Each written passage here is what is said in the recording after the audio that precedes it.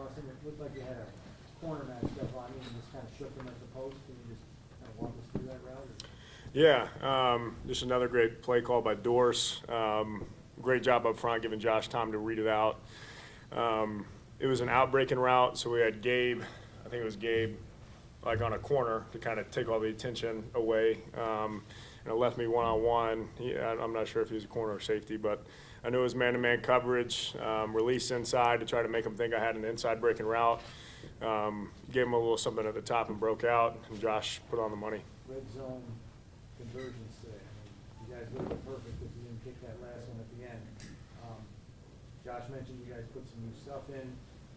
How'd you guys take to that new stuff and kind of make it look good? I mean, yeah, it just comes down to execution across the board. Huge shout out to the O-line up front with an injury, guys stepping in. That's kind of been the case all year with injuries. Guys have been put in different positions. I can't even imagine how hard that is from a lineman standpoint to be used to one position then having to change. So they battled their tails off and did their job, but it just comes down to execution. Great play calling by Dorse, and had a lot of opportunities this week to practice those new plays. So when it got called in the game, we were ready for it. How much confidence does it give you to know that you were going to be, the primary in this game? I mean, you had that one-on-one matchup. You were isolated for the majority of the whole game, and Josh just kept connecting with you. So how much confidence did it give you? Yeah, I mean, going into the game, we never really know how many targets we're going to get. There's game weeks where I think I might have 6 or 7 targets and never get the ball. And then there's games that I'm not really expecting a whole lot and have a big game. So it comes down to doing your 1/11th, whatever the play call is. Thankfully, we were able to exploit some of that man-to-man coverage. When you got Diggs and Gabe running around down the field, they're drawing attention from everyone, so it leaves me one-on-one. So when you got great receivers around you, it can put you on an island, so it gives me a little bit of extra wiggle room when I get those one-on-one matchups. Dawson, we've seen a lot of versions of Josh Allen doing his thing tonight with the run, with the two-point conversion, the snow falling, the whole thing. Where's this one ranked for you? I don't even know. That's a hard question. I mean, he makes plays that I've never seen before. Sometimes you kind of turn into a fan while you're watching him. Unfortunately, I was under a 300-pound 3 technique on that play that he reached the ball over on the 2-point, so I didn't see it until we saw the Jumbotron. But I've kind of talked about it before. It's not even surprising at this point. You're just like, oh, there's Josh being Josh again.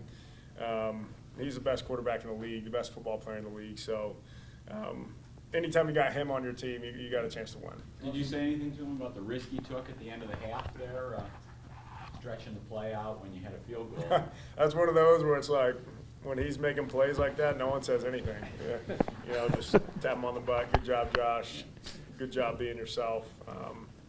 Yeah, there's nothing to really be said when he's making plays like that. How about the long one you caught early? That was against zone, right? You kind of put it like up and out this way. The first one? Yeah. Yeah, it was a zone. It was a zone coverage. So, again, we had one of our star receivers going deep, taking the top off, and that left a nice little zone. It was wide open right there in the middle. Again, Josh put it on the money, gave me some space to run with it a little bit. Very good. You guys have had some stretches where you have a lull on offense. What are you guys doing on the sideline, kind of hone back in, knowing you got to put it together before the game's out? Like, I'm just curious what the crosstalk's like when you know you hit that low and you got to pull yourself down. Yeah, that's just the nature of the sport. There's never going to be a perfect game. You're going to have ups and downs in every game. There's going to be those lulls. So the best teams find ways to push through that, and they find ways to win, whether it's by 1 or 100. So I think that's just across the board execution. Just taking each play with a next play mentality. You can't have you got to have a short-term memory in this game. You can't be thinking about what you did wrong the play before. I had a drop over the middle that I was pissed off about, but it's just one of those things you got to wipe off and play the next one. So if you let one play beat you twice, that's when you really start going downhill. Dawson, you talked throughout the season of, especially at tight end, that balance of doing whatever the team needs, but being competitive and wanting to make those big plays. So what did tonight feel like, just be back in the mix, 98 yards, that touchdown, trying to have a game where excited about the penalties Yeah. last week. Yeah. Anytime I can be directly involved in the offense like this, it's very exciting. It's very fun.